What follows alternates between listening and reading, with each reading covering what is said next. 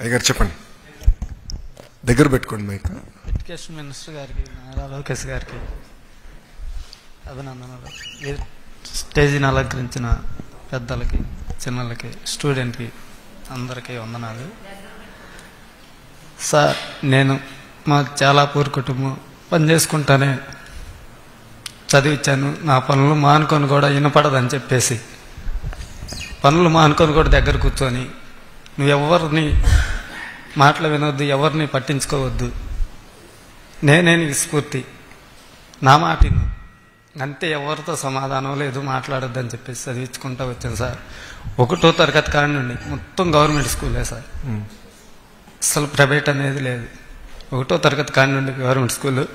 ప్రతిరోజు స్కూల్కి వెళ్ళి ఎలా చెబుతున్నారని టీచర్లను కూడా అడిగి ఒత్తిడి చేసి నాకు ఫోన్ చేసి చెప్పండి, లేదా ఒకవేళ వినపడదు మా అమ్మాయికి, అలాంటప్పుడు నాకు క్వశ్చన్ లేదన్నా మీరు వర్క్ ఇస్తే ఫోన్లో కొద్దిగా వాట్సాప్ చేసి చెప్పండి, మేము చెప్పించుకుంటాం ఇంటికాడని చెప్పేసి నాకు టీచర్లు కూడా బాగా సపోర్ట్ చేసి చెప్పారు సార్.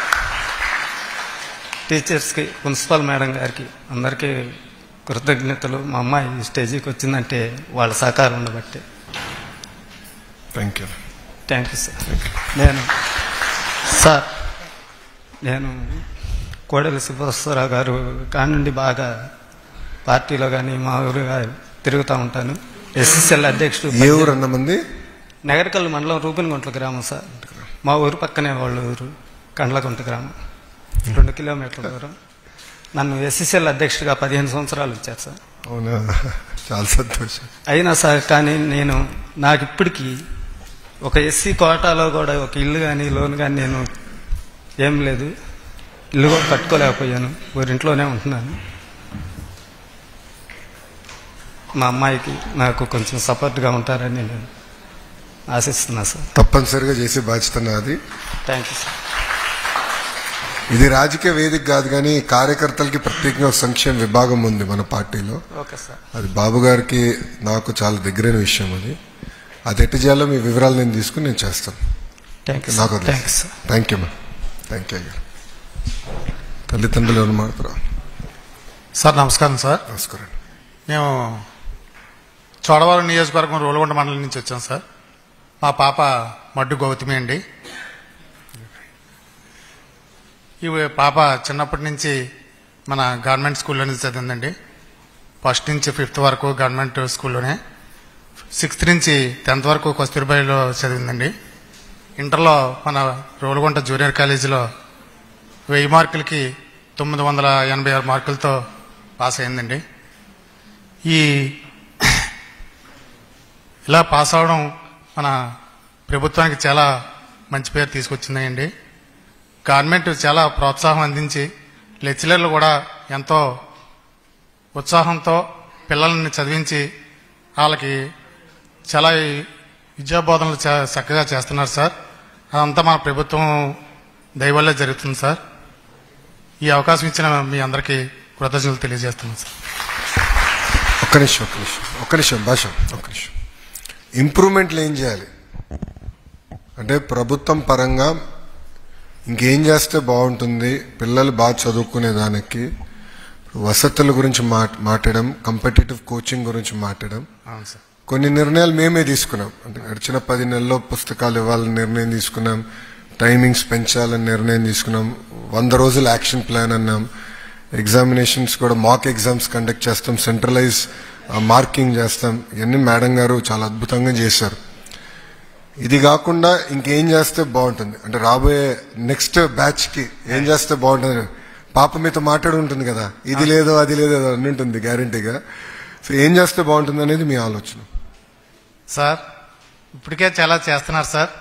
అయితే మన కాలేజీలో పిల్లల్ని ఇప్పుడు స్కూల్లో 8 గంటల నుంచే స్టడీ అవర్స్ పెట్టి చాలా చక్కగా చదివిస్తున్నారండి. పోయిన టైంలో పిల్లలు బయటకు వెళ్ళిపోయేవారండి. ఇప్పుడు కాలేజీలోనే ఉంచి వాళ్ళని ఎక్కడికి బయటకు వెళ్లకుండా చాలా చక్కగా చూస్తున్నారు సార్. కాలేజీలో కట్టేస్తున్నారా?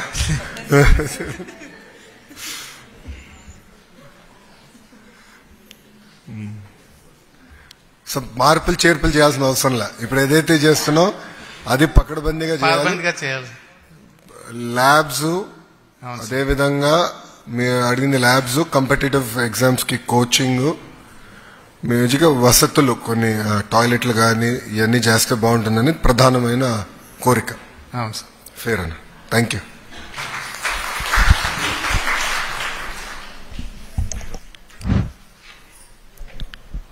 సార్ మాది పార్వతీపురం, మన్యం జిల్లా సార్.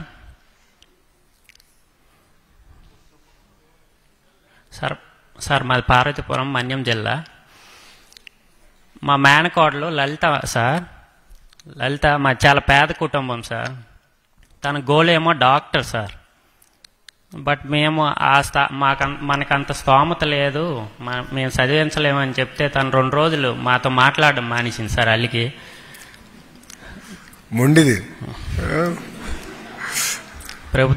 ప్రభుత్వం తరపున సహాయ సహకారాలు అందించి తన ఫర్దర్ స్టడీకి సహాయ సహకారాలు అందించాలని కోరుతున్నాను సార్. నేను కూడా డిఎస్సి ఆస్పిరెంట్ని sir. Eagerly waiting sir DSC. రాజకీయంగా నేను చేయాల్సినంత చేశాను.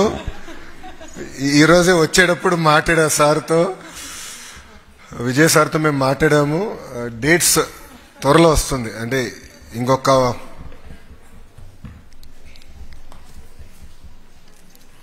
5 రోజులు నోటిఫికేషన్ విడుదల చేయబోతుంది. పాపకు వచ్చే ముందల డిఎస్సి విషయంలో నేను కొన్ని చెప్పాల్సిన అవసరం ఉంది.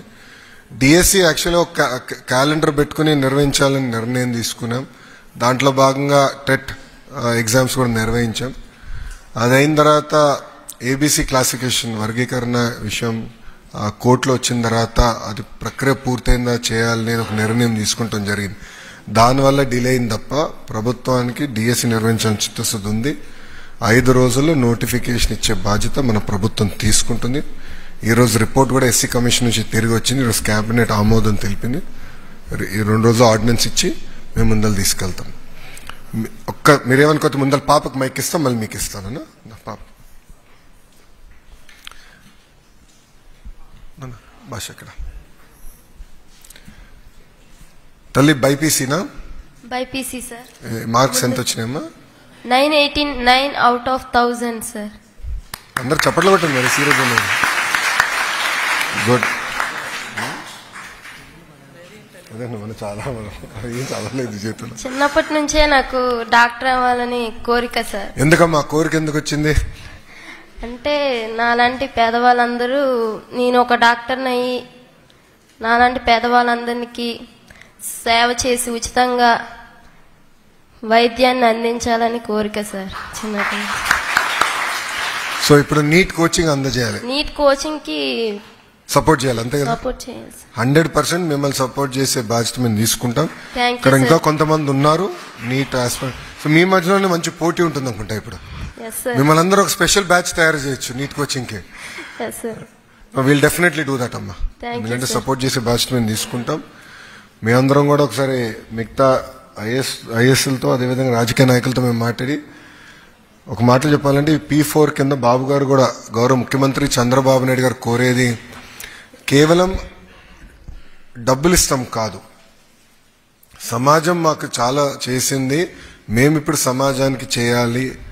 సో ఆ కుటుంబాన్ని వ్యక్తుల్ని నర్చర్ చేయాలి, వాళ్ళ ఆస్పిరేషన్స్ అర్థం చేసుకోవాలి, వాళ్ళని గైడ్ చేయాలనేదే ఈ P4 విధానం. అది బాబు గారు ఈరోజు కూడా కేబినెట్ మీటింగ్లో మమ్మల్ని అందరినీ వాయించారు. మీరు ఇంకా సీరియస్గా తీసుకోవట్లేదు, మీరు మాట్లాడాలి, ఓనప్ చేసుకోండి, ఫీల్డ్కి తీసుకెళ్ళండి. తద్వారానే సంక్షేమ కార్యక్రమాలు ఎటుకో చేస్తాం, అభివృద్ధి కార్యక్రమాలు ఎటుకో జరుగుతాయి, పెట్టుబడులు వస్తాయి. కానీ అన్ని అనుసంధానం చేసి శాశ్వతంగా పేదరికం నుంచి బయటికి రావాలంటే అది ఏం చేయాలి? గైడెన్స్ కావాలి. అది చాలా కీలకమైనది. ఇప్పుడు మా ఫ్యామిలీలో స్టాన్ఫర్డ్ MBAకి వెళ్ళి మొదటి వ్యక్తిని నేను. నా తర్వాత నాకు అర్థమైంది, ఓహో ఇది ఎట్లా క్రాక్ చేయాలి, స్టాన్ఫర్డ్కి ఎట్లా అప్లై చేస్తే వర్కౌట్ అవుతుంది నాకు అర్థమైంది. నాకు ఎక్స్పోజర్ వచ్చింది. బ్రహ్మని వెళ్ళింది, దాని తర్వాత భరత్ వెళ్ళాడు. సో అదేంటంటే ఎక్స్పోజర్. సో నాకు కూడా ఇప్పుడు 10 మంది వచ్చాను, నేను అప్లై చేయాలనుకుంటున్నాను, నేను గైడ్ చేయగలుగుతున్నా. అది P4 విధానం. సో సపోర్ట్ చేసే బాధ్యత మేము తీసుకుంటాం. Thank you. భాష